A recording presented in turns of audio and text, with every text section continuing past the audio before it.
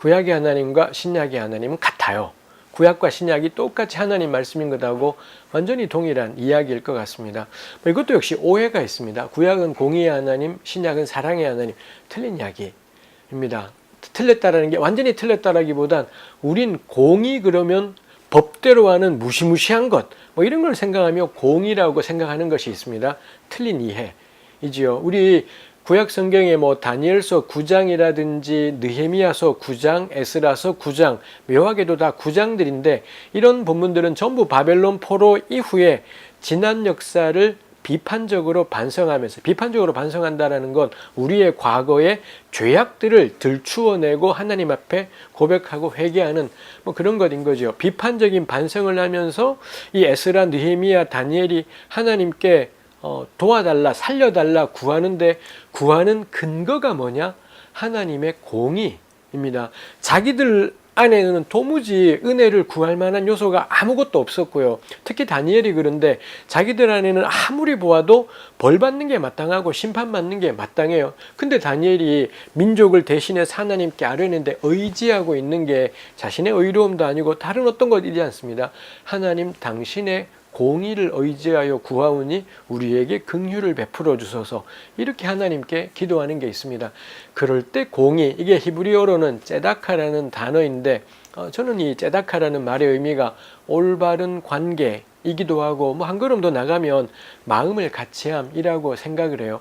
즉 하나님의 공의를 의지한다라는 말을 훨씬 쉽게 풀이하면 하나님, 우리 인간이 어떤 존재인지 아시잖아요. 우리가 진토와 같은 존재인 것을 아시지 않습니까? 그런 사람을 향해 하나님의 가진 마음, 그걸 의지하는 게 공의를, 하나님의 공의를 의지한다의 의미이기도 하고 그렇습니다. 그래서 공의와 사랑은 배척되는 어떤 것이지 않습니다. 근데 우리가 통상 이게 대적되는 개념인 것처럼 쓰는 것이 있습니다만 공의의 하나님, 그분이 바로 사랑의 하나님이시기도 합니다. 공의를 따르자니 사랑이 울고 사랑을 따르자니 공의가 울고, 이거 전문적인 용어로 헛소리 입니다. 이런 건 존재하지 않습니다. 공의와 사랑은 같이 가는 것이기 때문에 하나를 선택하고 저걸 포기하고 결코 그런 일이 있지는 않습니다.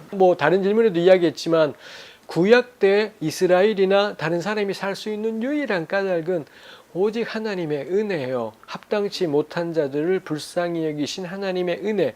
그게 아니면 아브라함이 살 수가 없었고 애굽의 종이던 이스라엘이 살 수가 없었고요. 다윗이 살 수가 없었어요. 구약 성경 곳곳에 흐르는 건 무시무시한 하나님, 다 죽여버리는 하나님이 아니라 인간의 죄악에도 불구하고 이 인간을 불쌍히 여기시며 어찌할 수 없어서 그 손을 내밀어 건지시는 사랑의 하나님, 온통 구약의 몇몇마다 그런 모습이 가득하다라고 생각을 합니다. 그래서 구약의 하나님하고 신약의 하나님은 전 다룰 수가 없다 싶어요. 다만 오해될 여지가 있는 본문들이 있지요. 가령 여리고 진격에서 전부 다 죽여라, 이런 말씀들 때문에 구약의 하나님이 무섭다라고 생각을 해요. 요 이야기를 더하기는 너무 시간이 길어질 것 같습니다. 다만 그 본문이 말하고 싶은 건 악은 그 모양이라도 버리라, 이거 이야기하는 겁니다. 그 말씀은 사실 신약 성경에 있는 말씀인 거죠. 구약이든 신약이든 악은 그 모양이라도 버리라. 하나님은 이 점에 있어서 확고하게 말씀하시는 것이 있습니다. 그게 말하고자 하는 바라고 생각을 합니다. 그럼 왜 어린아이까지 다 죽이라고 하는 거냐? 너무 당연한 원칙은 악은 그 모양이라도 버리라는 그 원칙에서 출발할 것. 그 다음에 하나님이 아무 죄 없어 보이는 어린아이까지 막 죽이는, 가령 우리도 안 그러잖아요. 우리도 옆집 아저씨하고 싸웠다고 옆집 애 데리고 와서 막 패버리고, 우리도 안 그래요. 죄로 가득한 우리도 안 그러는 짓을 하나님께서 여리고 남자들, 이 사람 성인들이 잘못했다고 여리고 애들 다 죽이고, 하나님이 그러시겠어요? 그게 말이나 되는 일이겠습니까? 그럼 여호수아서에 왜 이렇게 표현되어 있을까? 이런 식으로 생각을 풀어가야 되는 거지. 근데 우리 가운데 가끔 하나님은 애라도 다 죽이랬어, 이거를 막 적용하려고 하는 것이 있습니다. 저는 그분들에게 늘 하고 싶은 말이, 예수님이 그러셨어요. 눈이 너를 범죄케 하면 뽑으라고.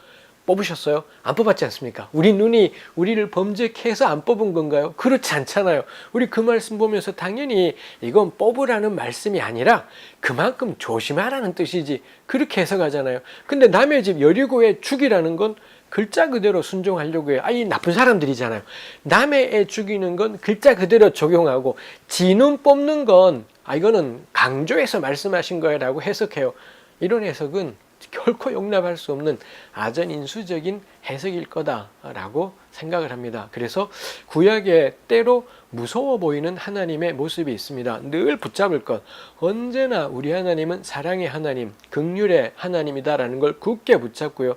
근데 하나님은 우리에게 악은 그 모양이라도 보리라 말씀하시는 거죠. 하나님 그분을 위해서가 아니라 우리의 변화와 성장, 풍성한 삶을 위해서 그런 말씀을 하는 거죠. 이런 원칙, 그 다음에 나 같은 죄인까지도 하나님은 진멸시키지 않고 용납하셨지 않습니까? 요거를 기본으로 깔고 여호수아서의 말씀을 읽을 때 하나님이 왜 이렇게 말씀하셨는지를 저는 납득할 수 있다 싶은 것이 있습니다. 그래서 결론적으로 전 구약의 하나님과 신약의 하나님은 다르지 않은 동일한 그분이라고 생각을 해요. 다만 그 하나님이 행하시는 역사와 시대의 상황들의 변화가 있습니다. 그리고 문화와 과학의 변화도 있지요. 그래서 달리 표현되는 모습이 있을 수 있지만 본질적으로 하나님은 동일하신 한 분 하나님이라고 생각하는 것이 옳다고 여겨집니다.